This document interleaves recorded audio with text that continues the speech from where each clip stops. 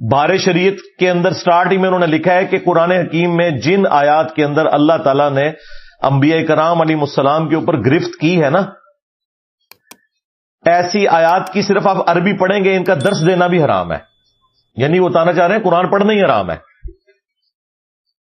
جبکہ قصہ آدم اور ابلیس جو 7 دفعہ قرآن میں آیا، اس میں سب سے زیادہ ڈیٹیل میں آیا سورۃ الاعراف کے اندر.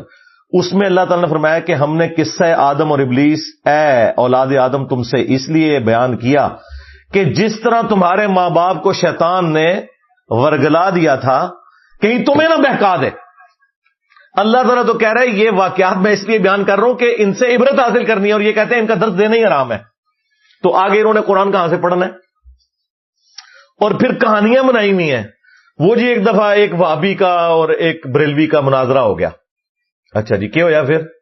وہ کہتے ہیں جی وہابی پوری رات جو ہے نا وہ نبی اسلام کی تنقیص والی آیات تلاش کرتا رہا، اور لعنت ہے تیرے عقیدے کے اوپر اگر تیرا یہ عقیدہ ہے کہ قرآن میں کوئی آیت ایسی ہے جس میں نبی کی تنقیص ہوئی ہے. ڈوب مر کہ تجھے یہ پتہ ہی نہیں ہے کہ قرآن جو ہے وہ اللہ کا فرمان ہے اپنی مخلوق کی طرف، نہ کہ پیرلل میں کوئی پیغمبر منی گاڈ ہے کہ جس کی طرف یہ پیغام آیا ہے. وہ اسے تنقید سمجھتے ہیں. یعنی اللہ ان سے پوچھ کے بات کرے گا، اپنے پیغمبر سے کرے گا. تو اور جو بریلوی تھا وہ پوری رات جو ہے وہ نبی الاسلام کی شان تلاش کرتا رہا. بھئی نبی الاسلام کی شان سے کسے انکار ہے؟ کوئی مسلمان جان بوجھ کے گستاخ رسول ہو سکتا ہے؟ چشتی رسول اللہ پارٹی؟ ہاں بولا گا تینوں سمجھ آئے گا. کہنا نہیں ساڈے بابے کس طرح گستاخ ہو سکتے ہیں. ہاں تھانوی رسول اللہ کل تک غلط سی، چشتی رسول اللہ کل تک ٹھیک سی، اج غلط ہو گیا میری وجہ نال. اوے پی گیا جی تھوڑے بابے نو، اوے پی گیا جی. وہ تو کہڑے کلپ اوے پی گیا جی تھوڑے پیواں پیراں سر نکلو باہر. اسی پھر بھی نوکری ادا کرتے پے، اسی پھر بھی نوکری ادا کرتے پے. مرزے دیکھ رہا تھوڑے پیو نے کرنیاں نے، نکلو باہر. سٹیج پر بیٹھنے والے ہاتھ کھڑا کر کے بتائیں، مجھے بتائیں یہ کام ٹھیک ہے کہ نہیں؟ تماشا کرتے ہو پھر کہتے ہیں مسلک کا کام نہیں ہوتا. مسلک والوں کو تم خود رگڑتے ہو. اور جرا تھوڑے پیواں نو پی گیا ہوں تسی چوپ بیٹھے ہو. ہاں نکلو باہر. پی گیا، بالکل پی گیا. میں تھوڑی بادشاہی کی تو سا یار دیکھ لو 1200 سال میں جو عزت انہوں نے کمائی تھی، ان 12 سالوں میں اس طرح ایک نعرہ انہیں لے ڈوبا ہے اللہ کے فضل سے. میرے نبی سا ہے ہی کوئی نہیں، تیرے بابے تھے شے ہی کوئی نہیں، نبی کے جیسا ہے ہی کوئی نہیں، بابے تھے شے ہی کوئی نہیں. الحمدللہ. تو یہ انہوں نے نا ڈکوسلا مچایا ہوا ہے اس قسم کی باتیں. اور یہ میں اس لیے کر رہا ہوں کہ میں خود 31 سال تک بریلوی رہا ہوں. یہ ساری کہانیاں ہم نے اللہ کے فضل سے، یا کہہ لیں کہ اللہ کے غضب سے، اپنے علماء سے، اپنے گھر والوں سے، اپنے ماں باپ سے بچپن سے ہی سیکھ لی ہوئی تھی.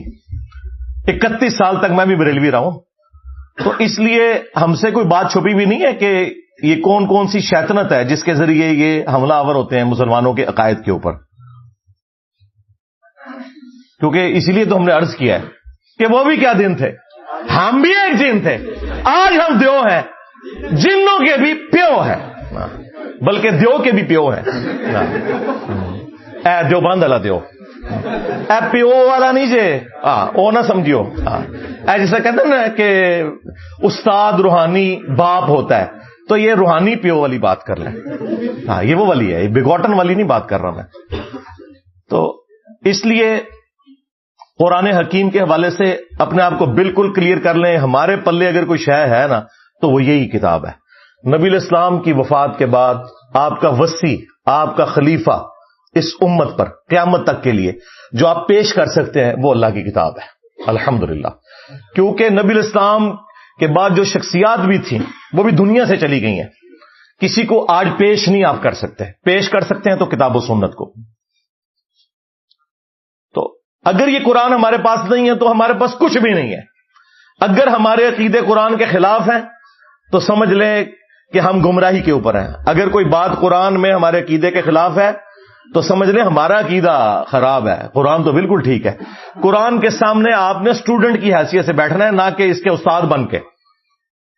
اے جی ایسے گستاخی ہوتی ہے, اتنی بیان کرنی چاہیے تھی.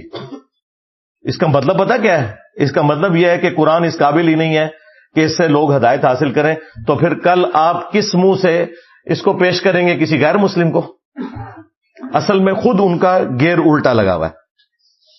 اللہ نے تو بالکل واضح فرما دیا ہے, وَلَقَدْ يَسَّرْنَا الْقُرْآنَ لِلذِّكْرِ فَهَلْ مِن مُدَّكِرٍ. ایک سورت میں 4 دفعہ یہ آیت آئی ہے. پھر بھی مولوی کو یقین نہیں آ رہا. مولوی کہہ رہا ہے ڈائریکٹ قرآن پڑھو گے گمراہ ہو جاؤ گے. اچھا یہ کہاں لکھا ہوا ہے کہ ڈائریکٹ قرآن پڑھو گے تو گمراہ ہو جاؤ گے؟ قرآن میں یہ تو لکھا ہوا ہے کہ سمجھنے کے لیے آسان کر دیا, نصیحت کے لیے. باقی یہ ٹھیک ہے کہ جو 1000 سے زیادہ آیات ہیں وہ علماء کو, مفتی اعظم کو بھی نہیں آتی ہیں, جو سائنٹیفک فیکٹس کے ریلیٹڈ ہیں. وہ آپ کو کوئی سائنٹسٹ ہی بتائے گا, کوئی گورا ہی بتائے گا. یہ بالکل ٹھیک ہے, ٹھیک ہے کہ نہیں آندی. ہاں آپ نے نکاح طلاق کے مسئلے پوچھنے مولویوں سے پوچھیں, لیکن جو نصیحت ہے نا وہ ایک ان پڑھ کو بھی سمجھ آئے گی, ایک پڑھے لکھے کو بھی سمجھ آئے گی, ایک ڈاکٹر کو بھی سمجھ آئے گی, ایک انجینئر کو بھی, ایک ریڑھی بان کو بھی. اور وہی قرآن کا بنیادی مقصد ہے, نصیحت حاصل کرنا. انا نحن نزلنا الذکر وانا له لحافظون. بے شک اس نصیحت الذکر قرآن کو ہم نے نازل کیا, ہم ہی اس کی حفاظت کرنے والے ہیں. تو قرآن نصیحت کے لیے آسان کر دیا گیا ہے. باقی یہ ٹھیک ہے کہ سائنٹیفک فیکٹس تو علماء کو بھی نہیں پتا, تو کیا ہم علماء کو جاہل کہیں گے؟ نہیں, ٹھیک ہے. وہ ایمبریالوجی کی فیلڈ سے ریلیٹڈ جو چیز ہے, اسٹرونومی سے ریلیٹڈ ہے, وہ ان ایکسپرٹ سے پوچھیں. نکاح طلاق کے مسئلے آپ ان سے پوچھیں, اور سارے مسئلے اگر پوچھنے ہیں نا تو جیلم تشریف لے آئیں انشاءاللہ تعالی.